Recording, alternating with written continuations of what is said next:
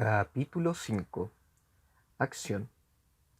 Todas las penas pueden soportarse si las ponemos en una historia o contamos una historia sobre ellas. Isaac Dinesen. Porque en toda acción, lo que intenta principalmente la gente, ya actúe por necesidad natural o por libre voluntad, es explicar su propia imagen.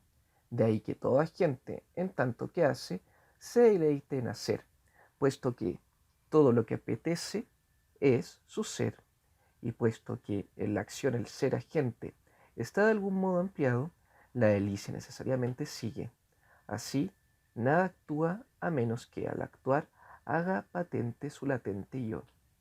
Dante. Punto 24.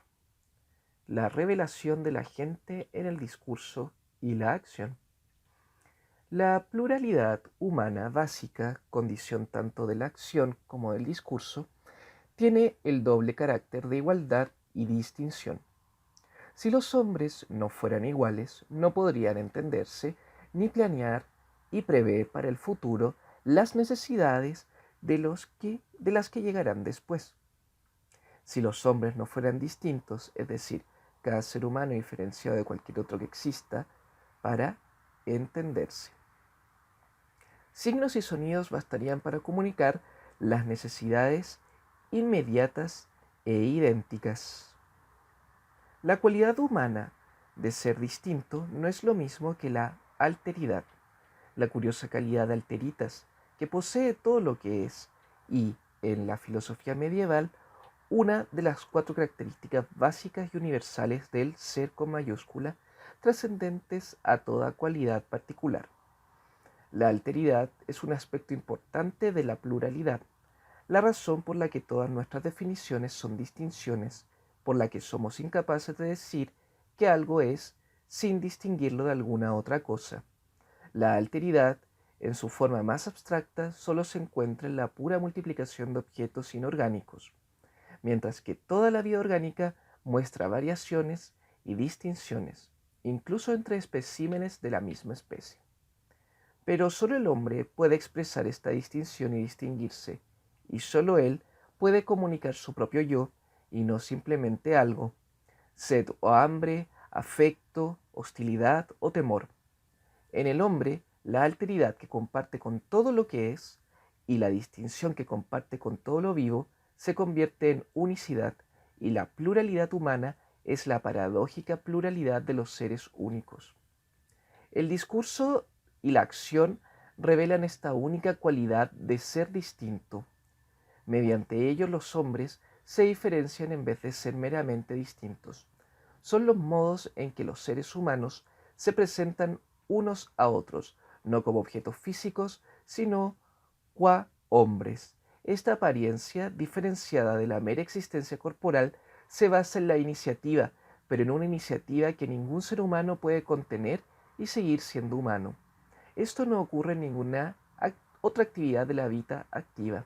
Los hombres pueden vivir sin laborar, pueden obligar a otros a que laboren por ellos, e incluso decidir el uso y disfrute de las cosas del mundo sin añadir a este un simple objeto útil. La vida de un explotador de la esclavitud y la de un parásito pueden ser injustas, pero son humanas. Por otra parte, una vida sin acción ni discurso, y esta es la única forma de vida que en conciencia ha renunciado a toda apariencia y vanidad en el sentido bíblico de la palabra, está literalmente muerta para el mundo, ha dejado de ser una vida humana porque ya no la viven los hombres. Con la palabra y acto nos insertamos en el mundo humano, y esta inserción es como un segundo nacimiento, en el que confirmamos y asumimos el hecho desnudo de nuestra original apariencia física. A dicha inserción no nos obliga la necesidad como lo hace la labor, ni nos impulsa la utilidad, como es el caso del trabajo. Puede estimularse por la presencia de otros cuya compañía deseemos, pero nunca está condicionada por ellos. Su impulso surge del comienzo, que se adentró en el mundo cuando nacimos y al que respondemos comenzando algo nuevo por nuestra propia iniciativa. Actuar, en su sentido más general, significa tomar una iniciativa, comenzar, como indica la palabra griega archein, comenzar, conducir, Y finalmente, gobernar, poner algo en movimiento, que es el significado original del agere latino. Debido a que son initium, los recién llegados y principiantes, por virtud del nacimiento, los hombres toman la iniciativa, se aprestan a la acción. Initium ergo ut esset creatus est homo ante cum nullus fruit, para que hubiera un comienzo fue creado el hombre, antes del cual no había nadie, dice San Agustín en su Filosofía Política. Este comienzo no es el mismo que el del mundo, no es el comienzo de algo, sino de alguien que es un principiante por sí mismo. Con la creación del hombre, el principio del comienzo entró en el propio mundo, que, claro está, no es más que otra forma de decir que el principio de la libertad se creó al crearse al hombre, no antes. En la propia naturaleza del comienzo radica que se inicie algo nuevo, que no puede esperarse de cualquier cosa que haya ocurrido antes. Este carácter de lo pasmoso inesperado es inherente a todos los comienzos y a todos los orígenes. Así, el origen de la vida, a partir de la materia inorgánica, es una infinita improbabilidad de los procesos inorgánicos, como lo es el nacimiento de la Tierra, considerado desde el punto de los procesos del universo, o la evaluación de la vida humana a partir del animal. Lo nuevo siempre se da en oposición a las abrumadoras desigualdades de las leyes estadísticas y de su probabilidad, que para todos los fines prácticos y cotidianos son certeza. Por lo tanto, lo nuevo siempre aparece en forma de milagro. El hecho de que el hombre sea capaz de acción significa que cabe esperarse de él lo inesperado, que es capaz de realizar lo que es infinitamente improbable. Y, una vez más, esto es posible debido a solo a que cada hombre es único, de tal manera que con cada nacimiento algo singularmente nuevo entra en el mundo. Con respecto a alguien que es único, cabe decir verdaderamente que nadie estuvo allí antes que él. Si la acción como comienzo corresponde al hecho de nacer, si es la realización de la condición humana de la natalidad, entonces el discurso corresponde al hecho de la distinción, y es la realización de la condición humana de la pluralidad, es decir, de vivir como ser distinto y único entre iguales. Acción y discurso están tan estrechamente relacionados debido a que el acto primordial y específicamente humano debe contener al mismo tiempo la respuesta a la pregunta planteada a todo recién llegado. ¿Quién eres tú? Este descubrimiento de quién es alguien está implícito tanto en sus palabras como en sus actos. Sin embargo, la afinidad entre discurso y revelación es mucho más próxima que entre acción y revelación.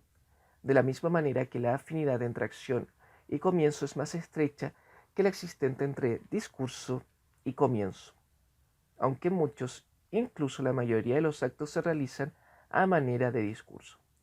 En todo caso, sin el acompañamiento del discurso, la acción no solo perdería su carácter revelador, sino también su sujeto, como si dijéramos, si en lugar de hombres de acción hubiera robots, se lograría algo que, hablando humanamente por la palabra, y, aunque su acto pueda captarse en su cruda apariencia física, sin acompañamiento verbal, solo se hace pertinente a través de las palabras habladas en la que se identifica como actor, anunciando lo que hace, lo que ha hecho y lo que intenta hacer. Ninguna otra realización humana requiere el discurso en la misma medida que la acción. En todas las demás, el discurso desempeña un papel subordinado como medio de comunicación o simple acompañamiento de algo que también pudo realizarse en silencio. Cierto es que el discurso es útil en extremo como medio de comunicación e información, pero como tal vez podría reemplazarse por un lenguaje de signos que tal vez demostrara ser más útil y conveniente para transmitir ciertos significados, como en el caso de las matemáticas y otras disciplinas científicas, o en ciertas formas de trabajo en equipo.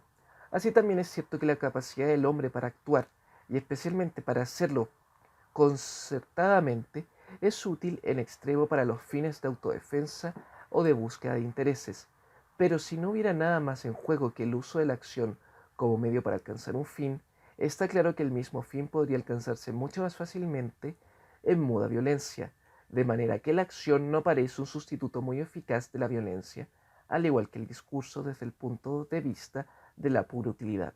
Se presenta como un difícil sustituto del lenguaje de signos. Mediante la acción y el discurso, los hombres muestran quiénes son realmente, revelan activamente su única y personal identidad y hacen su aparición en el mundo humano, mientras que su identidad física se presenta bajo la forma única del cuerpo y el sonido de la voz sin necesidad de ninguna actividad propia.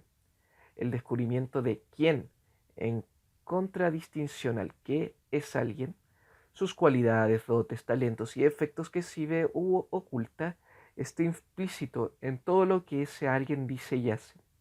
Solo puede ocultarse en completo silencio y perfecta pasividad, pero su revelación casi nunca puede realizarse como fin voluntario, como si uno poseyera y dispusiese de este quien, de la misma manera que puede hacerlo con sus cualidades. Por el contrario, es más que probable que el quién, que se presenta tan claro e inconfundible, a los demás permanezca oculto para la propia persona, como el daimon de la religión griega que acompañaba a todo hombre a lo largo de su vida, siempre mirando desde atrás por encima del hombro del ser humano y por lo tanto solo visible a lo que éste encontraba de frente. Esta cualidad reveladora del discurso y de la acción pasa a primer plano cuando las personas están con otras, ni a favor ni en contra, es decir, en pura contigüidad humana. Aunque nadie sabe a quién revela cuando uno se descubre a sí mismo en la acción o la palabra, voluntariamente se ha de correr el riesgo de la revelación. Y esto no pueden asumirlo ni el hacedor de buenas obras, que debe ocultar su yo y permanecer en completo anonimato, ni el delincuente, que ha de esconderse de los demás. Los dos son figuras solitarias, uno a favor y el otro en contra de todos los hombres. Por lo tanto, permanecen fuera del intercambio humano y, políticamente, son figuras marginales que suelen entrar en la escena histórica en periodos de corrupción, desintegración y bancarrota política, debido a su inherente tendencia a descubrir a la gente, junto con el acto. La acción necesita para su plena aparición la brillantez de la gloria, sólo posible en la esfera pública. Sin la revelación de la gente en el acto, la acción pierde su específico carácter y pasa a ser una forma de realización, entre otras. En efecto, entonces, no es menos medio para un fin que lo es la fabricación para producir un objeto. Esto ocurre siempre que se pierde la contigüidad humana, es decir, cuando las personas solo están a favor o en contra de las demás, por ejemplo, durante la guerra, cuando los hombres entran en acción y emplean medios de violencia para lograr ciertos objetivos en contra del enemigo. En estos casos que naturalmente siempre se ha dado el discurso se convierte en mera charla, simplemente en un medio más para alcanzar el fin, ya sirva para engañar al enemigo o para deslumbrar a todo el mundo con la propaganda. Las palabras no revelan nada, el descubrimiento solo procede del acto mismo, y esta realización, como todas las realizaciones, no puede revelar al quien, a la única y distinta identidad de la gente. En estos casos, la acción pierde la cualidad mediante la que trasciende la simple actividad productiva que, desde la humilde fabricación de objetos de uso hasta la inspirada creación de obras de arte, no tiene más significado que el que se revela en el producto acabado y no intenta mostrar más de lo claramente visible al final del proceso de producción. La acción, sin un nombre, un quien unido a ella, carece de significado, mientras que una obra de arte mantiene su pertinencia, conozcamos o no el nombre del artista. Los monumentos al soldado desconocido, levantados tras la Primera Guerra Mundial, testimonian la necesidad, aún existente entonces, de glorificación, de encontrar un quién, un identificable, alguien al que hubieran revelado los 4 años de matanza.